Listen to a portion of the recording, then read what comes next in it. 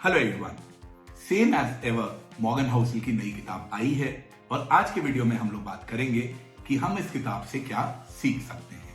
और खाली वो ही नहीं, मैं इस किताब की 3 कॉपीज अपने व्यूअर्स को, अपने लिसनर्स को एज अ क्रिसमस गिफ्ट भेजना चाहूंगा। तो अगर आप ये जानना चाहते हैं कि आप ये किताब कैसे जीत सकते हैं तो प्लीज इस वीडियो को पूरा देखिए। तो चलिए शुरू करते हैं आज का एपिसोड। मैं हूं आपका होस्ट रवि हांडा। इस चैनल पर हम लोग फाइनेंशियल इंडिपेंडेंस के बारे में बातें करते हैं, अर्ली रिटायरमेंट के बारे में बातें करते हैं और अगर इन टॉपिक्स में आपका इंटरेस्ट है तो हमारे चैनल को सब्सक्राइब जरूर करें।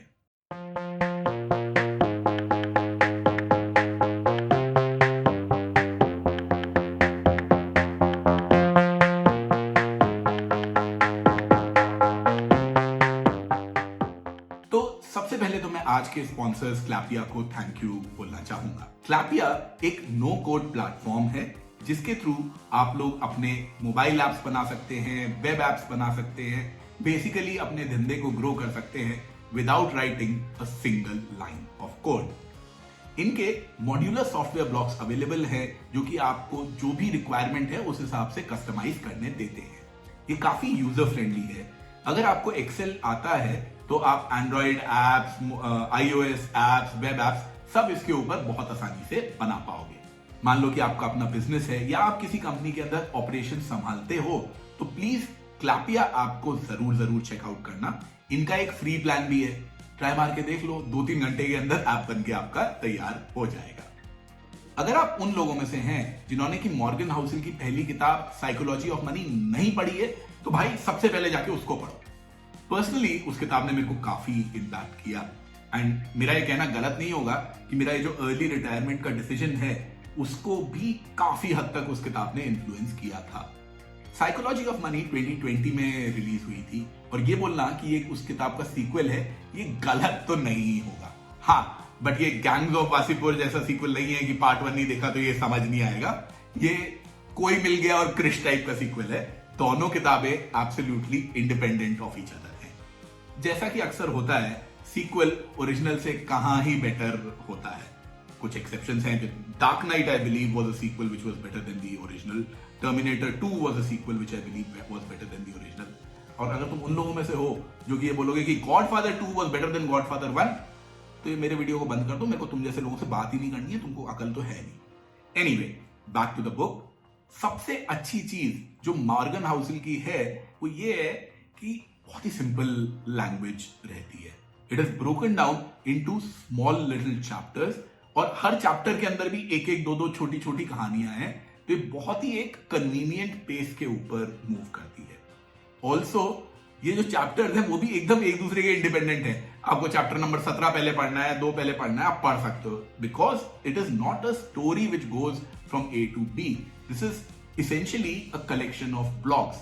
As a matter of fact, Morgan Housel जो अपनी वेबसाइट के ऊपर लिखते हैं ब्लॉग पोस्ट, उन्हीं को उठा के जो है ये किताब बनी हुई है। 2 चैप्टर्स जो कि मुझे बहुत अच्छे लगे वो थे risk is what you don't C and second now you get it. In the chapter on risk is what you don't C he talks about a survey which took place in 1930। जैसा कि आप लोग जानते हो 1929 के अंदर great depression आया था और ये सर्वे जो है वो 1930 में हुआ था, यानी कि ग्रेट डिप्रेशन चालू होने के 1 साल बाद। और ये जो सर्वे था ये आम आदमी लोग के बीच में नहीं हुआ था, नेशनल इकोनॉमिक काउंसिल यानी कि इकोनॉमिस्ट के बीच में हुआ था, जो सपोजिटली काफी लर्नेड लोग रहते हैं जिनको इकोनॉमी के बारे में ज्यादा समझ में आता है और जिनको डिप्रेशन जैसी चीजें तो ऑब्वियसली ज्यादा समझ में आनी चाहिए। बट फिर भी जब उन लोगों से पूछा गया कि भाई अभी सबसे बड़ी प्रॉब्लम क्या है, तो कुछ लोग बोले कि वर्ल्ड में पीस नहीं है, कुछ लोग बोले कि अल्कोहल पे बैन लगा हुआ है, कुछ लोग बोले लॉ एंड ऑर्डर की हालत खराब है। किसी ने भी इकोनॉमी की बात नहीं की। टॉप 10 के अंदर इकोनॉमी रिलेटेड टॉपिक्स आए ही नहीं। सबसे बड़ा मुद्दा अनएम्प्लॉयमेंट जो कि होना चाहिए था, भैया सबकी नौकरियां जा रही हैं, ग्रेट डिप्रेशन चल रहा है। Unemployment was number 18 in this survey and this is 1930, great depression चालू होने के बाद में। ऐसा क्या हुआ कि इन लोगों को समझ ही नहीं आया, इन लोगों को दिखाई नहीं दे रहा है, अरे इतने लर्नेड लोग हैं। ये जो सारी चीजें हैं ना ये हम लोगों को हाइंडसाइट में दिखाई देती हैं। बाद में जाके समझ में आता है कि अच्छा हाँ ये था ये था ये था। And that emphasises the point कि जब बड़े बड़े लोगों को नहीं समझ में आता है कि क्या होने वाला है या क्या चल रहा है, तो मैं और आप किस खेत की मूली है। इसीलिए जो रिस्क है ना कि अरे मार्केट गिर जाएगा, मार्केट बढ़ जाएगा, and all of these risk are there, but the actual risk are the risk that you don't see, जिनका आपको पता नहीं है कि भाई चल रहा है और दुनिया में क्या हो रहा है।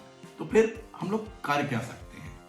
वेल, इसके लिए भी तालिब का एक कोट है जो कि बुक के अंदर ही है, invest in preparedness not in prediction. यानी कि आप तैयारी करके रखो कि भैया कुछ गड़बड़ होगी तो मैं क्या करूंगा। प्रेडिक्ट करने की कोशिश मत करो कि हाँ ये हो सकता है या वो हो सकता है। You should always be prepared for the worst. दुनिया के बड़े बड़े लोग आज की डेट में बोल रहे हैं दिस इज इंडिया डेकेड, कुछ तो इंडिया सेंचुरी और ये और वो। अब इंडिया की इकोनॉमी जो है $5 ट्रिलियन हो जाएगी and all this would happen. I am sure it will happen. There is a huge likelihood of it happening. But अगर आपने इसके ऊपर भरोसा करके अपना सारा का सारा पैसा उठा के टॉप 10 कंपनीज में डाल दिया या इंडिया के स्टॉक मार्केट में लगा दिया सारा का सारा पैसा, और भैया 3 साल बाद कोई क्राइसिस हो गया, तो क्या? Because you are not prepared to handle that. All your money is tied up in the equity market. You might not be able to survive that crisis very well. That is why do not predict कि अगले 10 साल के अंदर क्या होने वाला है. You need to be prepared for the things that can go wrong. कुछ ऐसे लोग हैं जिनके पिछले 3 साल के अंदर जो है वो सैलरी वगैरह डबल हो गई है, तो उन्होंने बड़े घर ले लिए, बड़ी गाड़ी ले ली। अब उनको अगर ये लगता है कि अरे पिछले 3 साल में डबल हुई है तो आगे भी होती रहेगी और मेरी सैलरी ऐसी डबल होती रहेगी और मेरी कहानी चलती रहेगी, तो ऐसा नहीं होता है। You can not plan for that, you can not predict that. खैर, ये बोलना तो आज की डेट में गलत है कि आपको ले ऑफ दिखाई नहीं दे रहे, सब जगह ले ऑफ दिखाई दे रहे हैं। I am making this video in December 2023, so please keep that in mind.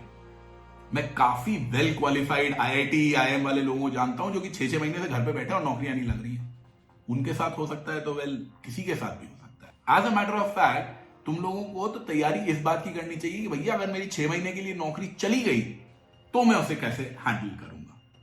And that is what handling of risk is, because risk is something that you don't सी। दूसरा जो चैप्टर जो कि मुझे बहुत अच्छा लगा वो था नाउ यू गेट इट। इसके अंदर भी मॉर्गन हाउसल ने काफी सारे एग्जांपल्स दिए हैं।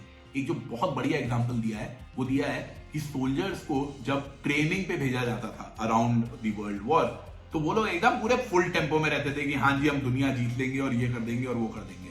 But when they used to go to the front lines, जब एक्चुअल बुलेट्स उनके सर के ऊपर से जा रही होती थी तो कहानी चेंज हो जाती। जब तक आप उस सिचुएशन में नहीं जाओगे तब तक आपको नहीं चमकेगा that how you are going to react और what you are going to do.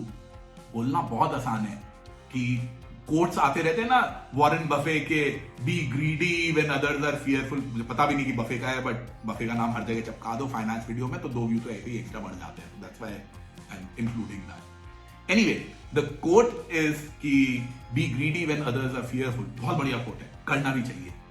But जब वो फियर वाला सिनेरियो आता है तब क्या आप एक्चुअली एग्जीक्यूट कर पाओगे? इतना आसान नहीं है। मैंने 2007 के आसपास इन्वेस्ट करना चालू किया था और मेरी किस्मत अच्छी थी या खराब थी, पहले साल या 1.5 साल के अंदर ही ग्रेट फाइनेंशियल क्राइसिस 2008 के अंदर हो गया। और भाई साहब हांडा जी की तो हालत खराब, अरे मेरे तो इतने पैसे डूब गए। उस वक्त तो इतने पैसे थे भी नहीं, बट जो भी थे डूबे तो सही। रिलायंस पावर के IPO के अंदर मैंने पैसा लगाया था, उसका तो आप जानते ही हो कि क्या हुआ। उस वक्त अगर मैंने ये कोट्स तो मैंने तब भी पढ़ लिए थे, बट उस वक्त अगर मेरे में हिम्मत होती तो मुझे और स्टॉक्स खरीदने चाहिए थे और शायद मेरे पास में ज्यादा पैसे होते if I had actually done that. But मैं इतना घबरा गया कि उसके अगले 2-3 साल तक तो भाई मैंने फ्रेश बाइंग की ही नहीं। नहीं यार, स्टॉक मार्केट वगैरह के अंदर दिक्कत हो जाती है। फिर धीरे धीरे और पढ़ा, धीरे धीरे और समझ आई। इस बार जब 2020 के अंदर बड़ा वाला क्राइसिस हुआ था तो उस टाइम पे मैंने थोड़ी बहुत बाइंग तो करी। मैं ये नहीं बोलूंगा कि मैंने बहुत ज्यादा बढ़िया तीर मार लिया, but I did a little bit of that. But आप कैसे रिएक्ट करोगे ये आप नहीं जानते जब तक आपके ऊपर गुजरेगी नहीं। जब तक आप देखोगे नहीं ना कि अरे यार मेरी 5 साल की कमाई थी, अभी तक 30% गेन में था, अब साला मैं 20% लॉस में आ गया हूं, रेड में आ गया हूं, क्या होगा क्या नहीं होगा। तो जब ये गुजरती है ना आप पे, तभी आपको पता चलता है। तो अगर आपको ये लगता है कि कल से आप एंजल इन्वेस्टमेंट करना चालू कर दोगे, इतना आसान नहीं है। जब पैसा डूबेगा, जब कुछ बुरा होगा, तभी आप सीखोगे, तभी आपको समझ में आएगा। तो ऐसे ही और भी बहुत शानदार शानदार चैप्टर्स हैं सेम एज एवर किताब में, जो कि आपको बहुत कुछ सिखा सकते हैं, बहुत कुछ आपको रियलाइज करवा सकते हैं। इसीलिए मैं स्ट्रांगली रिकमेंड करूंगा कि आप लोग सेम एज एवर जरूर पढ़ें। और हाँ, I am giving away 3 copies of the book same as ever thanks to our sponsors Clapia. एक YouTube के लिए, एक लिंक्डइन के लिए और एक ट्विटर के लिए। और इस कॉन्टेस्ट में पार्टिसिपेट करने के लिए आपको कुछ नहीं करना है। आपको ये वीडियो अच्छा लगा, बुरा लगा, जैसा भी लगा, आप YouTube के ऊपर कमेंट कर सकते हैं, ट्विटर के ऊपर भी कमेंट कर सकते हैं और लिंक्डइन के ऊपर भी कमेंट कर सकते हैं। हाँ, लिंक्डइन के ऊपर और ट्विटर के ऊपर मेरे को पता लग जाता है कि किसने लाइक किया है, किसने आरटी किया है। ऑब्वियसली जो लाइक और आरटी करेंगे, I give a certain amount of preference to them. So please comment on this video and you have a chance to win a copy of this book. Winners के नाम और वो अपना price कैसे claim कर सकते हैं, ये मैं एक आने वाले वीडियो के अंदर शेयर करूंगा। तो अगर आप मेरे को फॉलो नहीं करते हैं, आपने इस चैनल को सब्सक्राइब नहीं किया है, तो प्लीज कर लो, क्या पता आप ही जीत जाओ। तो चलिए, आज के लिए इतना ही। उम्मीद करता हूं आपको सेम एज एवर का ये रिव्यू अच्छा लगा होगा। अगर अच्छा लगा तो प्लीज इस वीडियो को लाइक जरूर करें और हमारे चैनल को सब्सक्राइब जरूर करें। Thank you.